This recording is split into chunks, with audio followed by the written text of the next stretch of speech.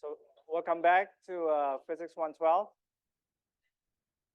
Any question from previous lecture? So I only have a few announcements today.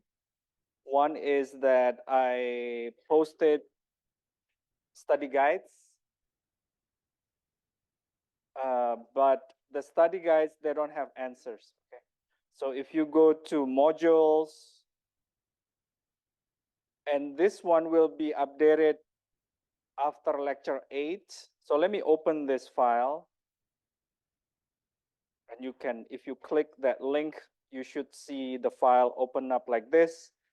But if I were you, I prefer to download it, and I'll tell you why in a second. So I'm gonna highlight my cursor. So so these are basically the roadmap of the class. Okay, and all of these are something that you can click. So let's say you want to move to lecture 2, you just click lecture 2 or lecture 5. I haven't added lecture 8. And the study guides is at the end, okay? And I intentionally haven't put the answer to the study guide. I may do it on, I don't know, push it at the last minute, maybe Tuesday night. If you finish it, you can screenshot your work and then I'll give you the one with the answers. So the goal is for you to do it by yourself instead of like fooling yourself that you know how to do it really well. But if you want to check your answers, talk to your LAs or TA or email me, and I'll send you the complete study guide with the answers, but I ask you not to share it with anyone because I want your friends to do it themselves. Okay. And then another common question to anticipate questions, a lot of you asked me about cheat sheet. So this is the cheat sheet, the latest draft of the cheat sheet. If I made a mistake, negative sign, like missing vector arrow, you should let me know, okay? And, this X can be S or D, S for spacing, separation, D for distance, but the unit is supposed to be correct. And as of now, I don't plan to add any more equations. For example, I'm not gonna put the surface formula for a sphere, a cube. Any question? Good. Okay. So in case you're interested, my colleague, I'm inviting him to campus tomorrow. He's from UCI. He does molecular motor. So the reason why my lips can move and you can hear me and we are still alive because there are motors in our hearts that consume energy and pump blood. So he studies that. He's an expert in molecular machines. His talk will be tomorrow at 3:30. Another seminar that we have that relates to a lot of pre-meds here is the one next week at noon by Vincent Noureau from University of Minnesota. And we can talk about it next week. And this is, anyone can come. Even non-ASU people can come. Any questions? Okay, so let's go, let's cover lecture 7. So lecture 7, we will start with conservation of energy, basically electrostatic potential, also known as electric potential. So if I use the term electrostatic, it's because it's also as commonly used as electrostatic. Electric and electrostatic, they're almost the same. So I have this tennis ball. Sorry.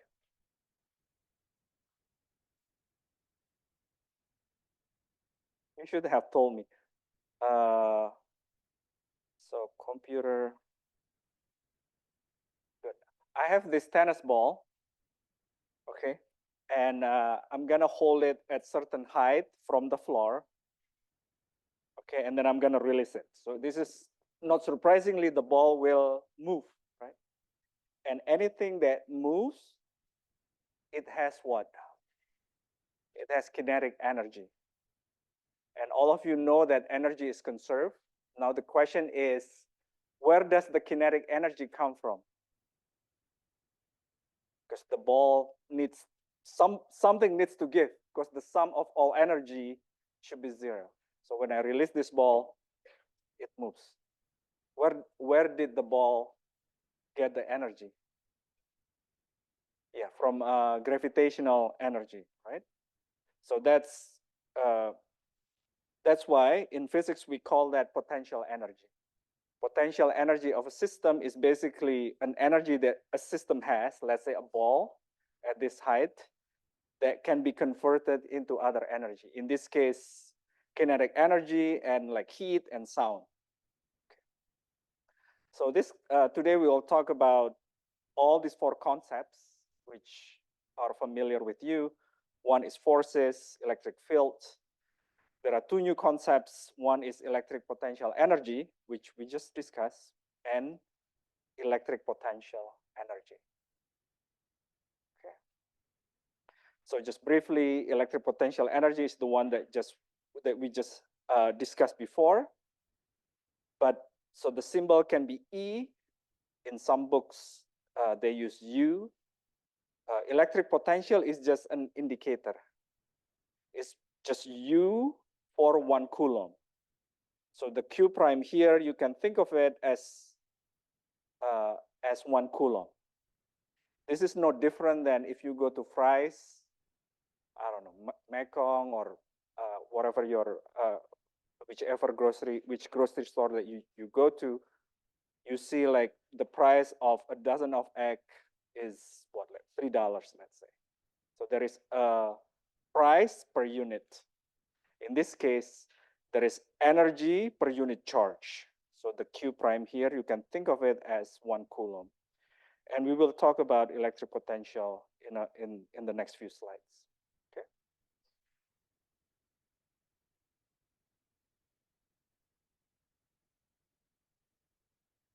Turn off the cursor. And we ended last lecture with the derivation of the work done by a gravity. So we know that gravity points to the center of the Earth. And then if the tennis ball moves also down, the symbol that your textbook used is S. Then the work done is basically F times S times cosine theta. Okay.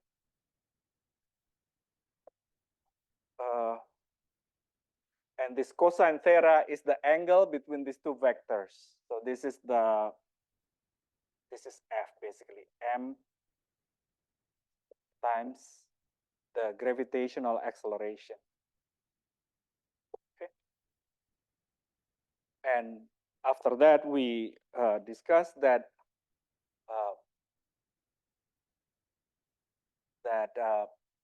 gravitational forces and electric forces, they are conservative, meaning you cannot destroy it. But in terms of mathematically, it means that the work is independent of the path. Okay. So let's say this is a mountain. Let's say we live in 2D world, right? If you want to go from this position to this position, whether the path goes like this or meander like this, the work is the same. And we'll discuss that in the next 2 slides. So this is the analog. So sometimes it's useful to think in the context of gravitational energy and field. The analog for electromagnetism is that the F here, instead of electromagnetism maybe. Well, there is no magnet yet. Let's just use let's not add any subscript. So F S times cosine theta. And the F here is equal to Q times E. Okay. And Q can be positive or negative. Cosine theta is the angle between the electric force, which is QE, and S. So this is this figure on the left is on the right panel is taken straight from your textbook. Okay, easy. As long as you know F is equal to Q times electric field, or if you want, you can have K, Q prime divided by R square. Then you can calculate the work. And we will do a clicker question, I believe, after this. Oh, so this is the slide that discussed that work for conservative force is path independent. So again, whether, let's say this is the direction of the field, and this is, I don't know, S, let's say. And the force also point to the right, then work is F, this is just an example, S times cosine. What is cosine for this theta? If the two vectors are parallel, cosine 0, which is equal to 1, equal to F dot S. So that's the fastest way to go to do work to the right. But let's say you are adventurous, or if you are a loser, you will go to the left. And then let's say like this, like this. Well,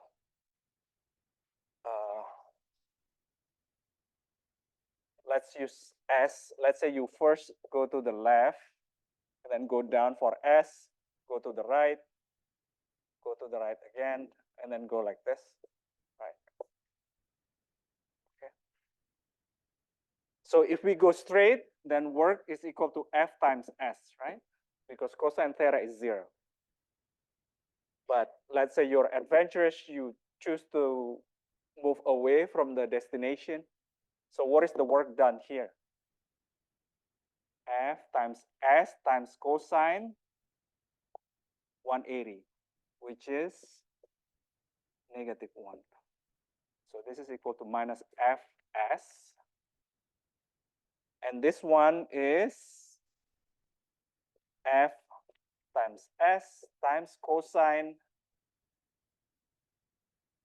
actually 270 degrees, which is equal to 0. And I'm just going to leave this to you because it becomes obvious already. The work done along this path is Fs. This one is also force times distance, because the distance are equal here. I forgot to mention that to you. And this one is 0 and 0, because the angle right now is 90 degrees. So using the second path, the work is basically minus Fs plus 0 plus Fs plus Fs plus 0 plus 0. So this is basically all 0 disappears, and minus Fs is canceled with F times S. Then the work is the same. And you can come up with infinite number of possibilities. The work is always F times S in this example. And you can come up with S divided by 1/2, or come at different angle. You get the same answer. Is that clear? Good. So far it's pretty easy. All right, so let's do a clicker question. So the field, again, the force of a positive charge in a given field is Q times E. So the fields move to the right, or like points to the right. I give the force to you. The separation is, the movement is from A to B, which is also to the right. So the question is, what is the sign of the work? Okay. Give you less than 30 seconds. And you can work with your neighbor. But let's try to do this fast.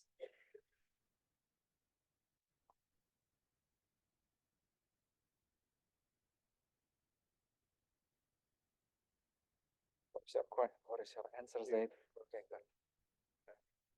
Okay, good.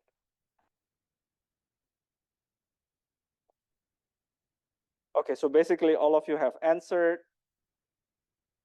Let's look at the answers. So most of you answer A. So the answer is A. So we will have a different variant of this. So we, and I want to do it somewhat fast. If it takes a while for you, don't worry about it. Just log your answer. You get 75% of the credit. Okay. So now for the second, so let's say in the exam, I may say that, but the particle moved from the right to the left. A is on the right, B on the left. So what is the sign? Okay.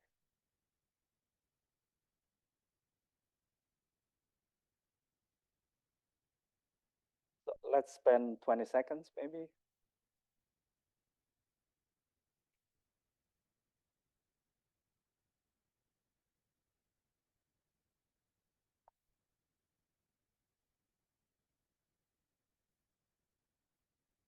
So the answer is B, right? So the master equation is F times separation, or in this case, S is delta L. But the angle is, instead of 0 degree, it's minus 1 degree. So in case you forget about cosine, it starts at 1 at 0 degree, and then 0 at 90 degree, and then minus 1 at minus 80, and then it's periodic function. So the answer is B. Okay. Almost all of you got it right, so that's good. B. Now, the force points to the left because the charge right now is negative. So the question is still the same. The options are the same. What is the sign of the work? F times cosine theta. Okay. So instead of positive charge, it's a negative charge.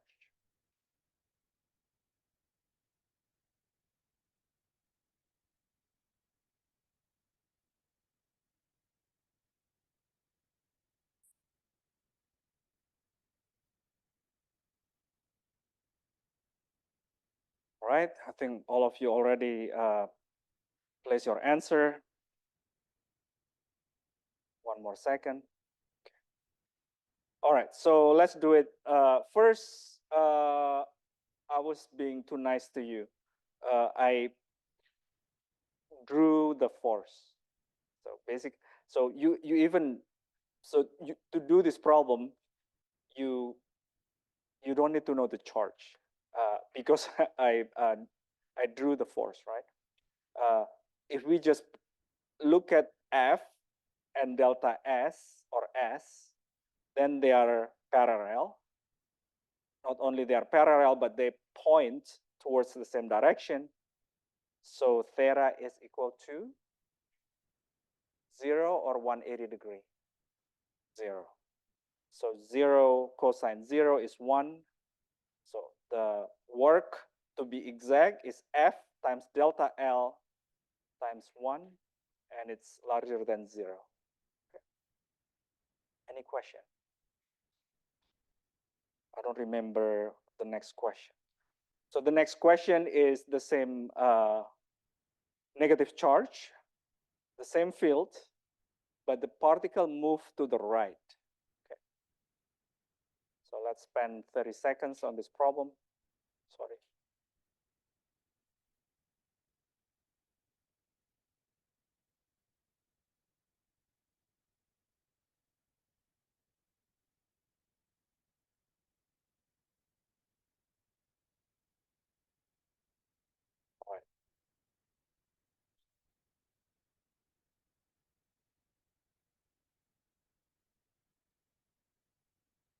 2 more seconds. Good, really nice. So basically, so 86 of you answered B. So again, F points towards the opposite direction of delta L or S. Then the angle is, instead of 0 degree, like in the previous problem, is 180.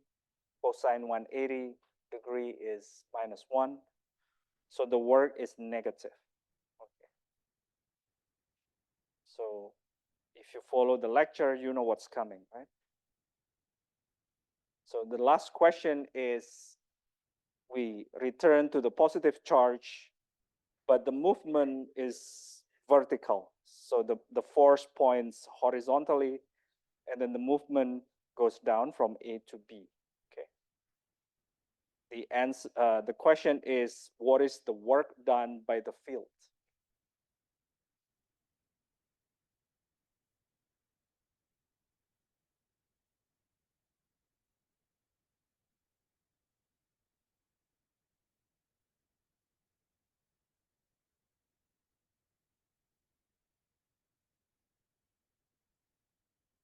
Five more seconds. Okay. Good. So because here the angle is depending on how you define theta. How I define theta is the angle between F and S, so it's 90 degree. Cosine 90 degree or 270 degree is 0. So the answer is C. Okay. And you know what's coming next? No. This is the end, unfortunately. But in the exam, I can give you the information about the work, and the question, and I'm gonna ask you to which direction does the electric field point to? To the right, to the left, up, down, 45-degree angle. So that's a fair game. Okay. And I'll try to be consistent in the exam. Instead of delta L, I should use S. Yeah.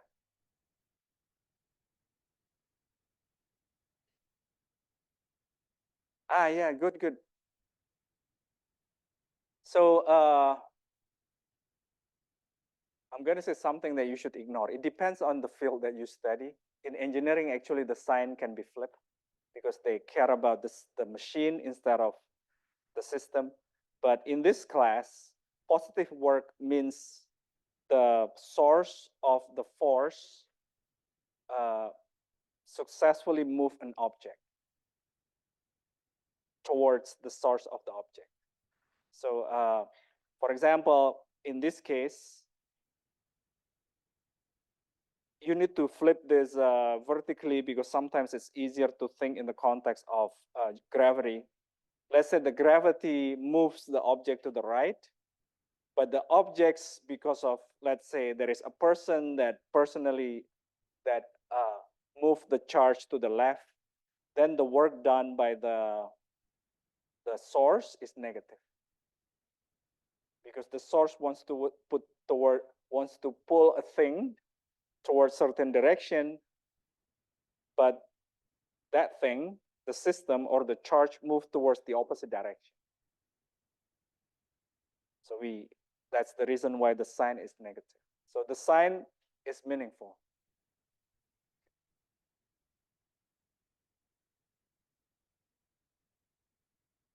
Yeah.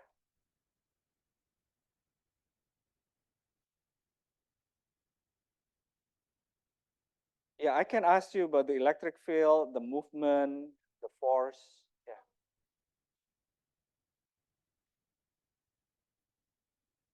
This one is, because the answer is 0, is difficult. Let's say I say that the work done by the fields is positive, and I give you the charge and displacement, and I'm gonna ask you, does the field move to the right, to the left, or vertical? So of course the figure will be different. There is no electric field, but I can give you the sign of the work, whether it's positive, negative, or 0. and the direction of the displacement.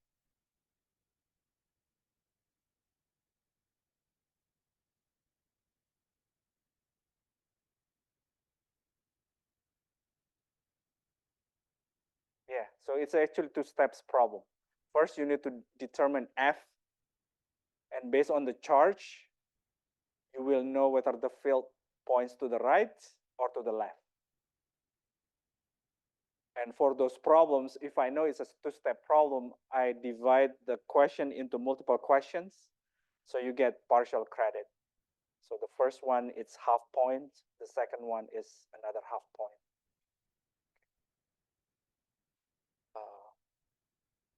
Good. So, okay.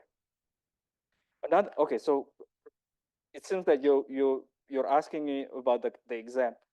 I may not share last year's exam, not because I don't make new exam, but every time I do that, people always complain, and then they say, "Oh, it's not fair. Last year's exam was easier than this year's exam." So that's, but you don't know what happened between me and my coach, meaning like my senior. They may say that last year's exam was too hard, and I cannot say. My students will be upset if I make it more difficult. So that's the only reason why I plan not to share last year's exam. Let's say last year's exam had 20 problems, and this year's exam, let's say, has 22 problems. Some students may not be happy. But I may change my mind if you prove me that that thing is silly. Okay? Any other question? Okay, so next let's talk about energy. Again, when I say energy in this lecture is potential energy. So if we bring positive charge and negative charge, the system has a potential energy, because if I release the charge will attract to each other, right? And move. We basically will move and towards each other. That means there is potential energy. And the symbol that your book uses is U is equal to K1 times K2 divided by the separation between, okay, the separation between charge 1 and charge 2. And realize that there is no square. Okay? If you want to know the derivation, it's actually derived from work. So let's say we have Q1 here and Q2 here. Then the energy of the system of two charges is equal to exactly like this.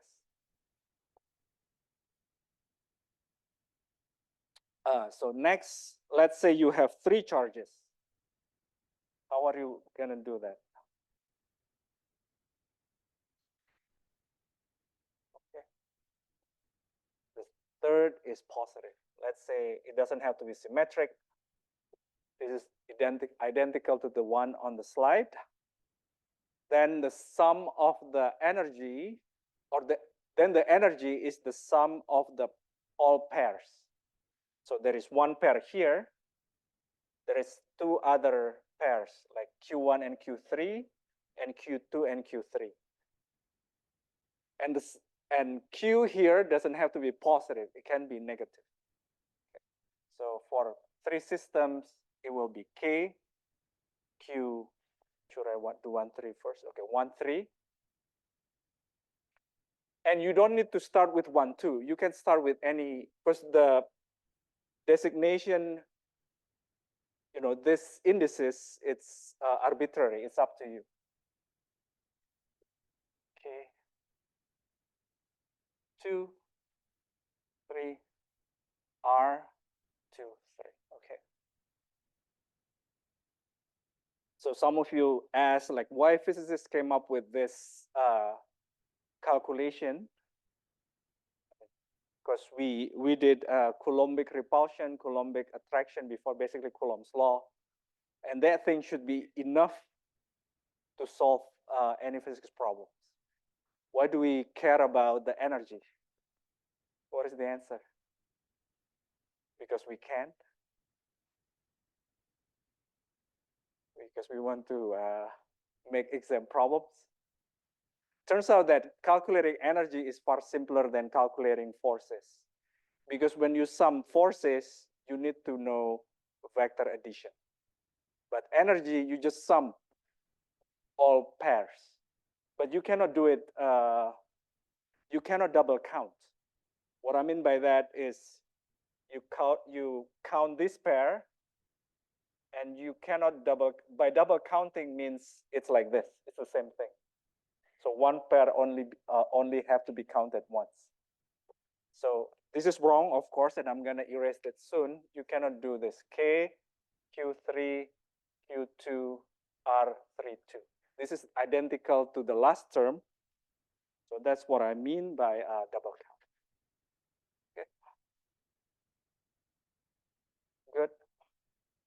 And from this, if you have to do, if you solve Coulomb's using Coulomb's attraction, then or repulsion, you will do a lot of vector additions, and it will be very complicated.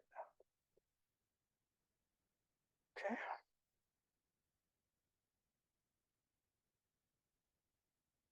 Any question?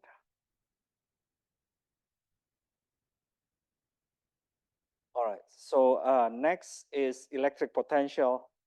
As I briefly mentioned in the beginning of the class, it is almost like the analogy that I like that some students don't like is like the price of fruit. Let's say the price of orange per kilogram or per pound is, I don't know, certain price. So electric potential is just the energy divided by test charge. So let me show you the calculation. Okay. So this is a calculation of a potential. And this is not iClicker, by the way. Sometimes for my slide, when I say iClicker is because I use different software. But this is to calculate, let's say, if we want to calculate the potential here, and we will discuss what electric potential is, what you need to do is similar to what you do with electric energy. So you put a test charge, which is a test charge, or you can think of it as 1 Coulomb, and you calculate the potential, which is here is let's denote the distance to be R1. You know what, let me start with a new drawing. The position of the charge, they don't have to be the same.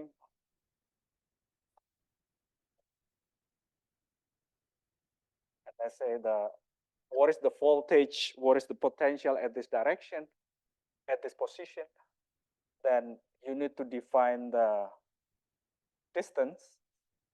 So R3 is the distance between the position that we want to compute and charge 3. Similarly, R2 is defined the distance between the position of interest and charge 3, charge 2, I'm sorry, and this is R1. So the voltage is just the sum of all of these charges, which is more straightforward to calculate than if you want to calculate using a process that requires forces that require you to do vector addition. So this one is just Q1 times R1 plus K Q2 times R2 plus K times Q3 times R3.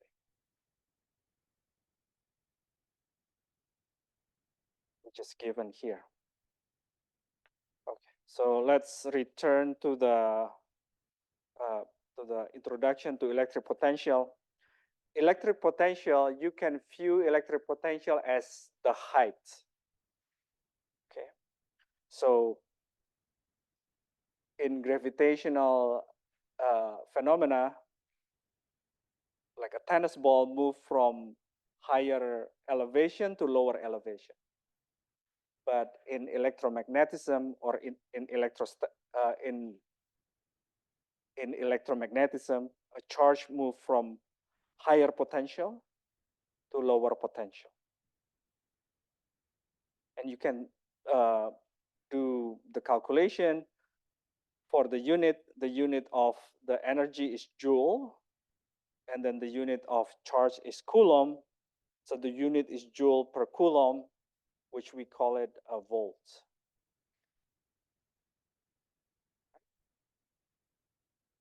So the simplest case of electric potential is a single charge. So this is a single charge is shown on the slide.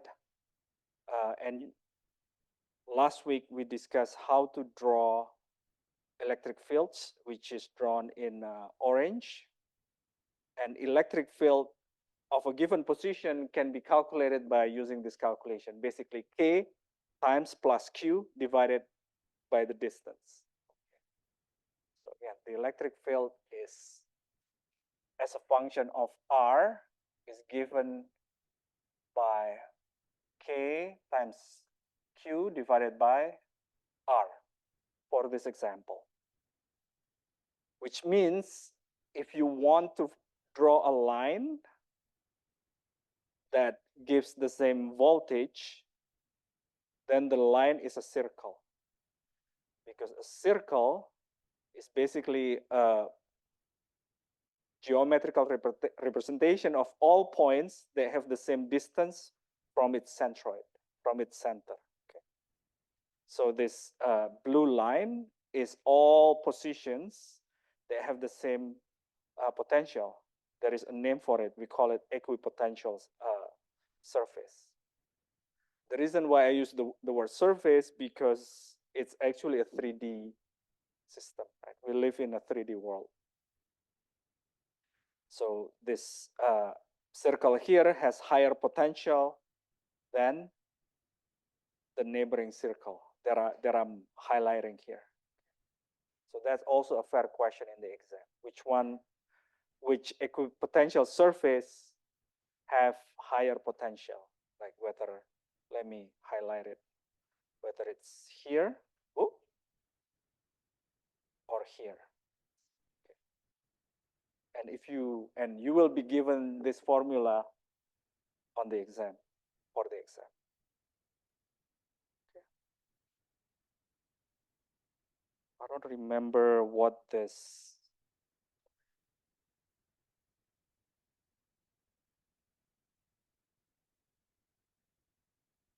Oh, PDF doesn't exist.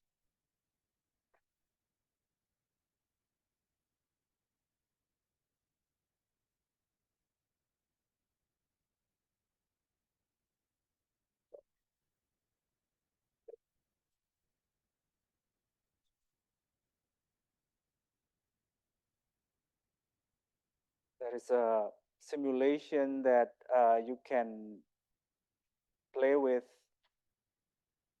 to help your understanding.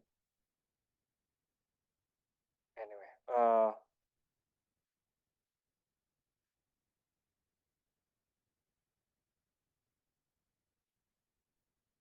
give me a second. Okay, so if you download the PDF file, some of the links you can either use QR code or you can click those links.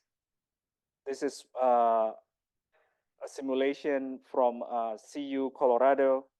So you can place a positive charge and then it will show you the field due to this positive charge. And then you can measure the voltage by using this tool right here. So if you move the the meter tool in a circular path, it shows the same voltage. You can do this at home. Okay. And you can also add another charge, so you can make a dipole, which is the next slide here. So for a dipole, the electric field goes from the positive charge to the negative charge. And you're probably, I'm sure you are an expert in dipole. So a dipole is like water. There are two, you can model it as two charges, two and opposite charges. The field goes from the positive part of the molecule, or in this case, the system, to the negative charge. And then the voltage can be calculated using this equation right here. And if you do the math, the blue lines are the equipotential lines. Okay. And you can use the same simulation. Is that clear? So you can test, okay, can I do this? To make it the same, I'm gonna move the negative to the left. So the field goes from the positive to the negative, and then the field in the middle is basically zero. So the reason why I know the field in the middle is zero, because it has the same distance between the center of the two charges, but the charges, they have opposite sign. So one number plus negative of a certain number is always equal to zero. So this line here is equal to zero. That's this line right here. Okay. And the equipotential lines are no longer symmetric because of the presence of the other charge.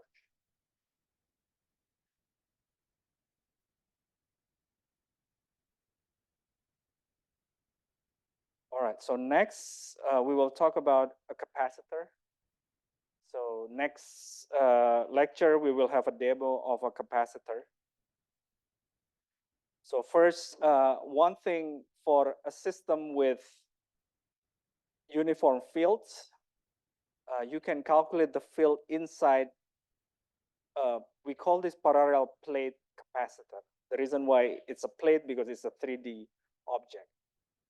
So it has positive charge and negative charge. And let's see if I can. Okay. So this is a capacitor. So capacitor, you can view a capacitor as a water tower. So the reason why you can take a bath is because of pumps, water pumps, and the water tower. So water tower is designed, or is placed at high elevation, so water can flow down. So capacitor is a way to save or to store potential energy. And then when you connect the circuit to the capacitor, electron can flow. So right now, this is a simulation. Okay, you can move the plates. Apparently I cannot. Yeah, I can move the plates. Don't worry about the exact number of the electrons. And then I'm gonna charge it, and we will do it in person. I will give a demo on Friday. So we can charge. Right now, the plates are charged. And then what I can do is I can disconnect the capacitor, and I can store the voltage. This is same like I bring two charges, I can store energy, and then when I release them, they can move either towards each other or away from each other. So let's say right now I zero the battery. I don't know how to do it. Zero the battery. And I can connect the circuit back. And not surprisingly, what you will see is that the charge, it's not a good simulation. Maybe this one. The charge moved from the capacitor to the circuit. Maybe this one. Okay, I can charge it, and then I can disconnect it, and I can use it to do other work. In this case, to light a light bulb. Okay. So this is why capacitor is important. You can use it to store energy. Okay. For pre-meds and for protein biochemists in the room, or cell biologists, geneticists, what we do with capacitor in biophysics is that we use it to simulate membrane. So capacitor, you connect a battery. Right now I draw a battery like this, but soon you will learn the symbol of battery. So and then I can connect the battery to parallel plate capacitor. So basically the voltage of one plate is different than the voltage of the other plates. Similar to this experiment or this capacitor.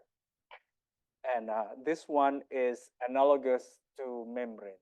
Membranes basically a bilayer, a lipid bilayers. And let's say the concentration of a sodium outside is bigger than the concentration of sodium inside. So that's the source of the potential difference.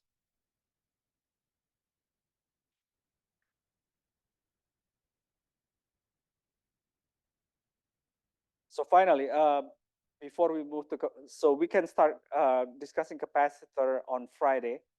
But the last thing about field is that the fields can tell us where the electron will flow. Okay.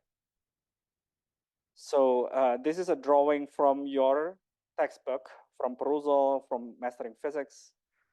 So the surface on the right is a surface of a conductor. So what do we know about the surface of a conductor?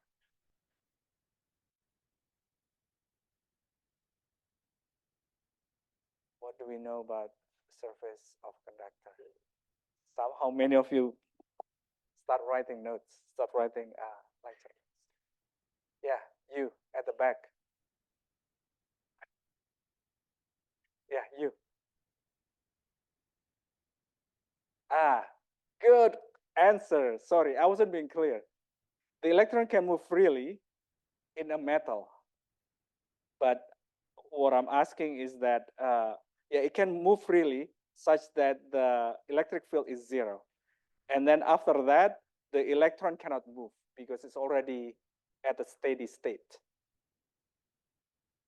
It cannot move, and you cannot eject electron from a surface. Actually, you can. You have to shine a light, and that led to a Nobel Prize, the only Nobel Prize that Albert Einstein won. But in this class, the electron stays on the surface and doesn't move along the surface. So this is the reason why the surface, because there is no electron, there is no movements of electrons, the surface of a metal is an equipotential surface or line because there is no electron movement. And then one thing, the last thing that I'm going to tell you is that the direction of the electron fields, the direction of electric fields are always perpendicular from the surface of equipotential surface. Okay. So for example, this part of the electric field is perpendicular to this line here. This one is also perpendicular to the line. Okay. So one last thing before I let you go is that be careful with the notion of perpendicular for flux and in this class. This is because the way we define surface is by making a vector that is perpendicular from the surface. Okay. Anyway, we can continue discussing about electric field and equipotential surface on Friday. All right, see you on Friday.